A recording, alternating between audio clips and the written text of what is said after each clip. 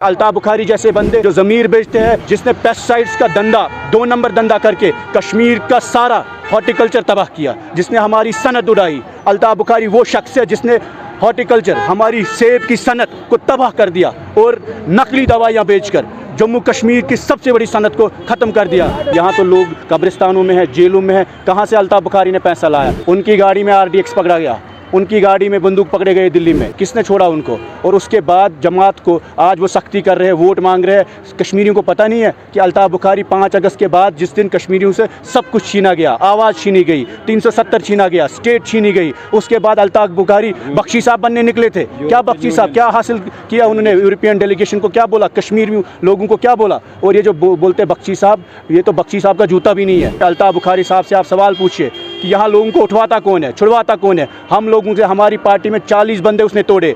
और जिस वक्त महबूबा जी ने बोला मैं बीजेपी के साथ अलायंस नहीं बनाऊंगी, कौन नागपुर गया? किस बंदे ने 20 MLA लेकर दिल्ली चला गया? किस बंदे ने यहाँ पर गवर्नमेंट को डिस्टेबलाइज किया? किस बंदे ने कश्मीरियों के खिलाफ काम किया? सब लोगों को पता है। उनकी पार्टी में जो लोग हैं उनको भी मैं कहता हूँ कि आप लोगों के सर पर वो सियासत करता है और आपके बच्चों के सर पर सियासत करता है। दिल्ली के नज़दीक वो है, सरकार से मिलते वो है, लोगों को उठवाना छुड़वाना उनका काम है, जमात इस्लामिया को तंग करना उनका काम, और फिर उनसे वोट मांगना अलग उनका निज़ाम है।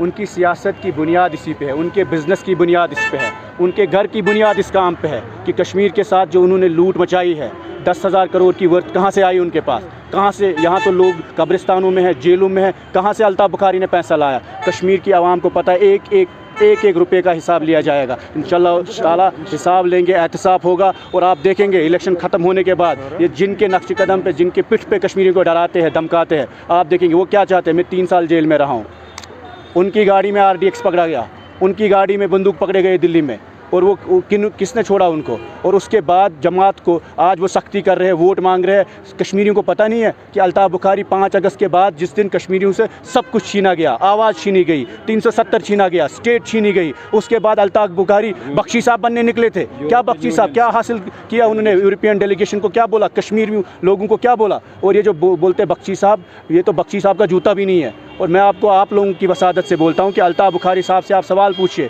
कि यहाँ लोगों को उठवाता कौन है, छुड़वाता कौन है? हम लोगों से, हमारी पार्टी में 40 बंदे उसने तोड़े।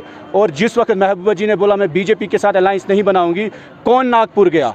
किस बंदे ने 20 MLA लेकर दिल्ली चला गया?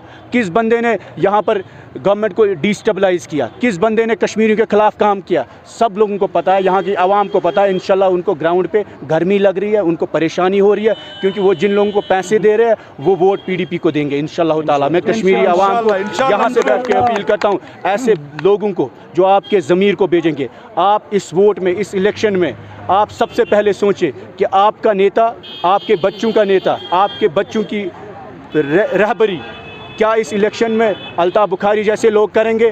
क्या फारूक अब्दुल्ला जैसे लोग करेंगे? या आपके बच्चों की रहबरी महबूबा जी जैसे लोग करेंगे? जब आप सेक्रेटरीट जाएंगे, आपके सामने कैसे बंदे होने चाहिए? अल्ताफ बुखारी जैसे बंदे जो ज़मीर बेचते हैं, जिसने पेस्टिसाइड्स का धंधा 2 नंबर धंधा करके कश्मीर का सारा हॉर्टिकल्चर तबाह किया, जिसने हमारी सनत उड़ाई। अल्ताफ बुखारी वो शख्स है जिसने हॉर्टिकल्चर, हमारी सेब की सनत को तबाह कर दिया और नकली दवाइयाँ बेचकर जम्मू कश्मीर की सबसे बड़ी सनत को ख़त्म कर दिया। मैं उनके ख़िलाफ़ इसलिए आज तक कुछ नहीं बोला हूँ क्योंकि उन्होंने मुफ्ती साहब के साथ काम किया, लेकिन वहाँ पे भी दगा किया, धोखा किया और गद्दारी की, न सिर्फ कौम के साथ, न पार्टी के साथ, न महबूबा जी के साथ, बल्कि अपने बच्चों के साथ, आने वाले कल के साथ, कश्मीर के फ्यूचर के साथ, सिर्फ इसलिए क्योंकि वो अपना बिजनेस बचाते हैं। उनकी पार्टी में जो लोग हैं उनको भी मैं कहता हूँ कि आप लोगों के सर पर वो सियासत करता है और आपके बच्चों के सर पर सियासत करता है। इंशाल्लाह ताला आने वाले वक्त में आप देखेंगे कि अल्ताफ साहब कहाँ होंगे, उनकी पार्टी कहाँ होंगी, उनके लोग कहाँ होंगे और पीपल्स डेमोक्रेटिक पार्टी कहाँ होगी। शुक्रिया।